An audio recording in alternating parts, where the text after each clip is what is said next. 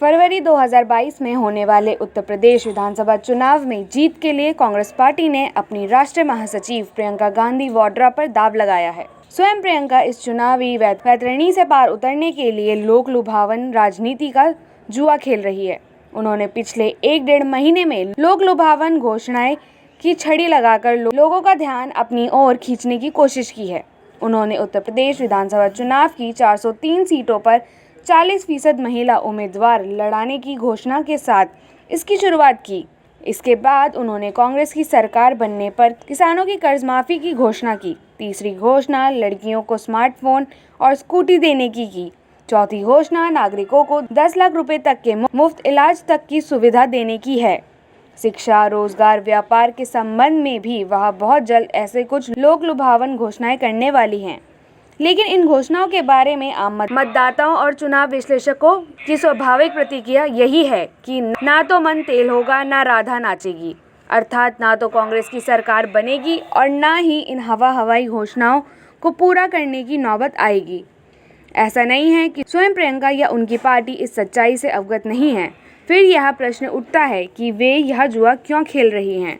प्रियंका गांधी की इन घोषणाओं से एक सवाल यह भी उठता है कि उनकी पार्टी ये घोषणाएं पंजाब, उत्तराखंड, गोवा या मणिपुर जैसे अन्य चुनावी राज्यों में क्यों नहीं कर रही है। क्या वहां की महिलाओं, किसानों और गरीबों को इसकी ज़रूरत नहीं है? ज़रूरत तो है, लेकिन वहां कांग्रेस चुनावी गुणागणित में है। इसलिए इन राज्यों में कांग्रेस उप्र जैसा जुआ खेलने से परहेज कर रही है। उप्र में कांग्रेस की दुर्दशा जगजाहिर है, इसलिए जुआ खेला जा रहा है। यह स्वर्ण मतदाताओं को लुभाने की सुचिंतित रणनीति भी है।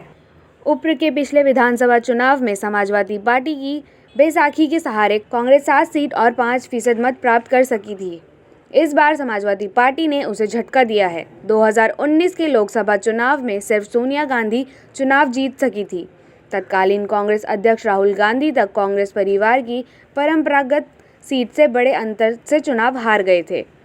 इस तरह के निराशाजनक चुनाव परिणामों के बावजूद कांग्रेसियों द्वारा पिछले 4-5 साल में जमीनी स्तर पर संगठन खड़ा करने या फिर जनता के बीच जाने की जहमत नहीं उठाई गई।